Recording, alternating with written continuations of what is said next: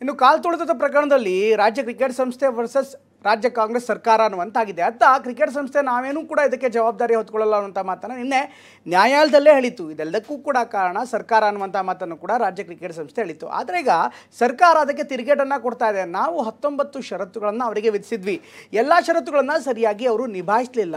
ಜೊತೆಗೆ KSCA ಬಳಿ ಅಂದರೆ ಚಿನ್ನಸ್ವಾಮಿ ಕ್ರೀಡಾಂಗಣದ ಬಳಿ ಏನಾಯಿತೋ ಆ ತಪ್ಪಿಗೆ ರಾಜ್ಯ ಕ್ರಿಕೆಟ್ ಸಂಸ್ಥೆಯೇ ಕಾರಣ ಅಂತ ಹೇಳ್ತಾ ಇದೆ. ಹಾಗಾದರೆ ರಾಜ್ಯ ಸರ್ಕಾರ ಮತ್ತು KSCA ನಡುವೆ ಏನು ಗಲಾಟೆ ನಡೀತಾ ಇದೆ ನೋಡೋಣ ಬನ್ನಿ. ಕಾಲ್ತುಳಿತ ದುರಂತದಲ್ಲಿ 11 ಮಂದಿ ಬಲಿಗೆ ಯಾರು ಹೊಣೆ ಅನ್ನೋದು ಯಕ್ಷ ಪ್ರಶ್ನೆಯಾಗಿ ಉಳಿದಿದೆ. ಇದೀಗ ಸರ್ಕಾರ ವರ್ಸಸ್ KSCA ಅನ್ನುವಂತಾಗಿದೆ.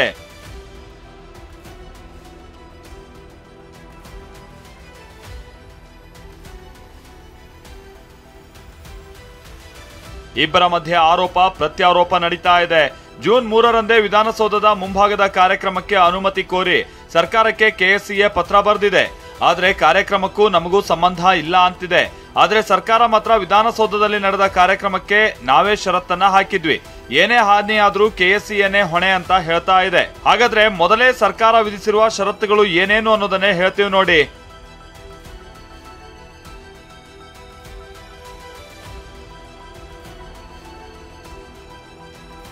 KSCAಗೆ ಸರ್ಕಾರ 19 ಷರತ್ತುಗಳನ್ನ ಹಾಕಿದೆ. ನಂಬರ್ 1, ಭವ್ಯ ಮೆಟ್ಟಿಲಾಗ್ಲಿ, ಪ್ರತಿಮೆ, ರಸ್ತೆ, ಉದ್ಯಾನವನಕ್ಕಾಗ್ಲಿ ಧಕ್ಕೆ ಆಗಬಾರದು. ಅನಾಹುತ ಸಂಭವಿಸಿದ್ದಲ್ಲಿ ಅದರ ದುರಸ್ತಿ ಮತ್ತು ವೆಚ್ಚ ಭರಿಸೋದಕ್ಕೆ ಸಿದ್ಧರಿರತಕ್ಕಂಥದ್ದು. ಕಂಡೀಷನ್ ನಂಬರ್ 2, ಸಂಚಾರ ವ್ಯವಸ್ಥೆಗೆ ಅಡಚಣೆ ಆಗದಂತೆ ಕಾರ್ಯಕ್ರಮವನ್ನ ನಡೆಸಬೇಕು. ಪೊಲೀಸ್ ಇಲಾಖೆ ಸಮನ್ವಯದೊಂದಿಗೆ ಕಾರ್ಯಕ್ರಮವನ್ನ ನಿರ್ವಹಿಸೋದು. ಕಂಡೀಷನ್ ನಂಬರ್ 3, ಕಚೇರಿ ಕೆಲಸಗಳಿಗೆ ಯಾವುದೇ ತೊಂದರೆ ಆಗಬಾರದು. ಕಂಡೀಷನ್ ನಂಬರ್ 4, ಕಾರ್ಯಕ್ರಮ ನಡೆಯುವ ಸ್ಥಳ ಸ್ವಚ್ಛವಾಗಿರಿಸೋದು. ಕಂಡೀಷನ್ ನಂಬರ್ 5, ಪ್ಲಾಸ್ಟಿಕ್ ಬಾಟಲ್ಗಳನ್ನ ಕಡ್ಡಾಯವಾಗಿ ನಿಷೇಧಿಸಲಾಗಿದೆ. ಸಾರ್ವಜನಿಕ ಬಳಕೆಗೆ ಪೇಪರ್ ಮತ್ತು ಗಾಜಿನ ಗ್ಲಾಸನ್ನ ಬಳಸೋದಕ್ಕೆ ಕೋರಲಾಗಿತ್ತು. ಕಂಡೀಷನ್ ನಂಬರ್ 6, ಆಹ್ವಾನಿತರಿಗೆ ಲಘು ಉಪಹಾರ, ಆಹಾರ ಪದಾರ್ಥ ತರತಕ್ಕದ್ದು. ಇನ್ನು ಭದ್ರತಾ ಠೇವಣಿ ಬಗ್ಗೆಯೂ ಸರ್ಕಾರ ಷರತ್ತುಗಳಲ್ಲಿ ಉಲ್ಲೇಖಿಸಿದೆ.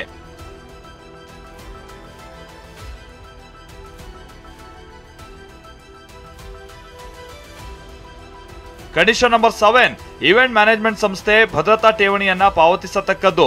ಕಂಡೀಷನ್ ನಂಬರ್ 8, ಕಾರಣಾಂತರದಿಂದಾಗಿ ಕಾರ್ಯಕ್ರಮ ರದ್ದಾದ್ರೆ ಹಣ ಕೊಡಲ್ಲ. ಕಂಡೀಷನ್ ನಂಬರ್ 9, ಭವ್ಯ ಮೆಟ್ಟಿಲ ಮೇಲೆ ಸ್ಟೇಜ್ ಅಳವಡಿಸಿದ್ರೆ ದೃಢೀಕರಣ ಕಡ್ಡಾಯ.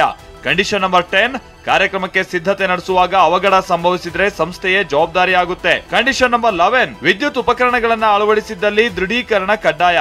ಕಂಡೀಷನ್ ನಂಬರ್ 12, ಆಹ್ವಾನ ಪತ್ರಿಕೆ ಸಿದ್ಧಪಡಿಸುವಾಗ ದೃಢೀಕರಣ ಕಡ್ಡಾಯ. ಇಷ್ಟೇ ಅಲ್ಲ, ಕಾರ್ಯಕ್ರಮ ನಡೆಯುವ ವಿಧಾನಸೌಧದ ಸ್ಥಳದಲ್ಲಿ ಯಾವ ಮುನ್ನೆಚ್ಚರಿಕೆ ತೆಗೆದುಕೊಳ್ಳಬೇಕು ಅಂತಾನೂ ಉಲ್ಲೇಖಿಸಲಾಗಿದೆ.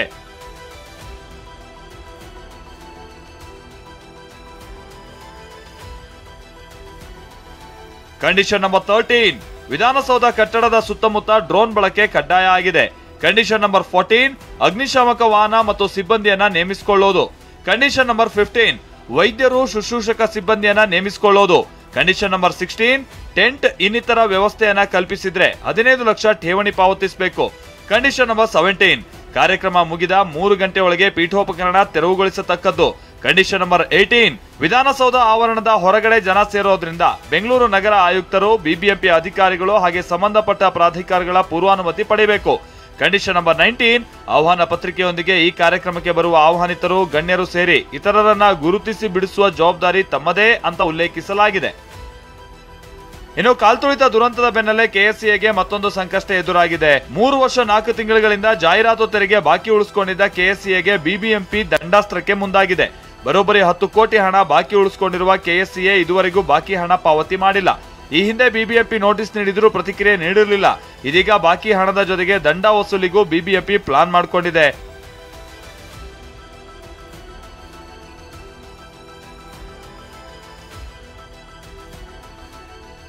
ಈ ಬೆಳವಣಿಗೆಗಳ ಮಧ್ಯೆ ಇವತ್ತು ಗೃಹ ಸಚಿವ ಪರಮೇಶ್ವರನ್ನ ಬೆಂಗಳೂರಿನ ನೂತನ ಪೊಲೀಸ್ ಕಮಿಷನರ್ ಸೀಮಂತ್ ಕುಮಾರ್ ಭೇಟಿ ಮಾಡಿ ಕಾಲ್ತುಳಿತ ಪ್ರಕರಣದ ಬಗ್ಗೆ ಚರ್ಚೆ ಮಾಡಿದ್ದಾರೆ. Bureau report, TV9.